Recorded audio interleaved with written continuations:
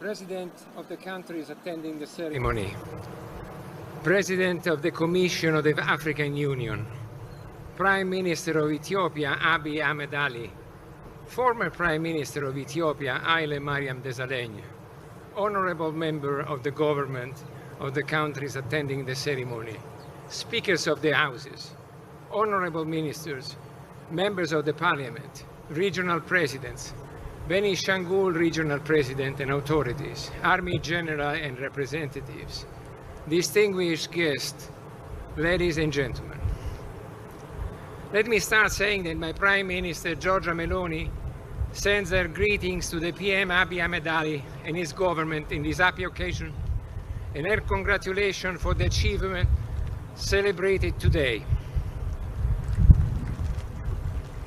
I want to say and start with an obvious thing that we all here give for granted now, but it wasn't so obvious before. The great Ethiopian Renaissance Dam, it is finally a fact after 15 years. The reservoir is fully filled and the power station are already generating energy that will be dispatched through the grid throughout all the country. And everything works. This is a miracle. This is fantastic. A dream came true for me and for the nation. How proud can I be today? My heart is singing, and I'm sure together with the heart of all Ethiopians in this circumstance. Around 35 million people will be finally branched to the lines, and the total energy available in the country will be 3 times what was before. The equivalent power of 3 nuclear plants together is generated here. Ethiopia can sell energy to neighboring countries, reinforcing relationship and fostering development of the entire region in peace. I want to thank all the workers, the technicians, the engineers that with their endeavor and continuous commitment have made this accomplishment possible.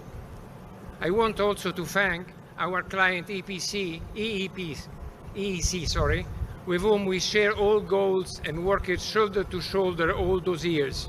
In particular, I want to thank Eshbir and Abraham, with whom we worked and brought this project to completion during the last years. I want also to thank Ambassador Girma Biru, which gave most of his years to this project. Safety first. This one was one of the safest projects in the world. Nonetheless, all great achievement comes with a cost, and notwithstanding all effort deployed, there is a cost which we regret the most, and the most unfortunately couldn't avoid. This job was an enormous effort of workmanship and labor, more than 260 million worked hours in this job, and more than 10,000 people were employed at peak times to build this dam and the related project. And 250,000 hours were spent on training or on safety. But all the same, we still had victims. In these 15 years, 33 workers lost their life in road accidents and other issues. I bend my head with respect and say I pray for the people that gave their life for this achievement and for their families. Their memories will not be lost. Capacity building was achieved in this project. 25,000 young technicians, skilled workers and engineers have been training on the job. This is a very important result. A very scarce resource was obtained as a side result. They can give an essential contribution for the future of this country. I started with an obvious consideration, but it was not obvious at all when we started the journey. I was working with, at the time, PM Meles Zenawi, visiting the Beles project which was under construction. We were near the Little Abbey and he told me, I have a dream for this country. Energy independence and abundance. Can you design a project on the Abbey? I want a mega project, at least 6,000 megawatts is stated. Do it quickly. A year after, he passed away. Then another prime minister came, was the Honorable Haile Mariam Desalegn. He had to make difficult and tough choices, successful choice as we see today. Then another PM, Abiy Ahmed Ali, took the situation in his hands, facing all the difficulties on earth, and here we are. Character of Ethiopians is tempered by difficulties and challenges. Think at the Ethiopian runners who trained themselves at 2,000 meters over the sea level to win. No one wanted this country to build this project. No one wanted to finance it. Many political issues, too many problems, and no easy solutions. But the Ethiopians are not afraid of difficulties. They are resilient, and when they face resistance or enemies, they double the effort and they take the best out of them. They do not bend or step back and renounce to what they believe and want. Ethiopia did this project against all the difficulties, against all the opponents, against all the challenges with its own resources. The Commercial Bank of Ethiopia financed it, and citizens did their part purchasing a bond issued expressly. It was my dam, was the mantra they said. And this is it. It is their dam. They were opponents and fears. Now that the dam reservoir is completely filled, we have demonstrated with facts what was before fruit of estimate and calculation, not harm or damage to the water flow in the downstream countries. Aswan Dam Reservoir, it is at its maximum level contemporaneously as the Gerd Reservoir is full. I want to pay a little tribute to my father, which gave all his life and his love to this country, and to Pietrangeli, which is the father of many of the projects that we did in this country.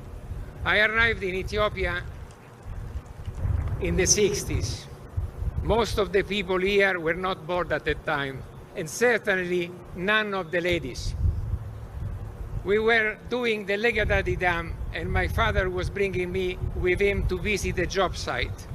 A young engineer, which is now 91 years old, is here, was Giorgio Pietrangeli, author of many of the design, including this one. I brought my son Gregorio here.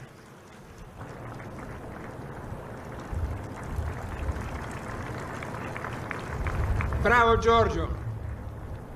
I brought my son Gregorio here to continue the tradition. My father, my grandfather, before me, and now my son. We started the Legadadi with Haile Selassie, and now we are here with you, Mr. Prime Minister, and we delivered this project. There was a time in which I came here and Addis Ababa was dark. There was no light, power shed every day, and there was no light for the people. Now it was a nation into the darkness. Now there is light everywhere. Now Ethiopia can sell energy to the neighboring country. You imagine that? I read about the golden of Ethiopia. But the golden of Ethiopia is not the metal, the precious thing, but it's the water that we have above the sea level on the islands, and is the white oil, is clean and sustainable. No one else has this luck. We built and originate and design a large part of the project of the country. More than 10,000 megawatts installed for the future of the country. There is another name for energy, power.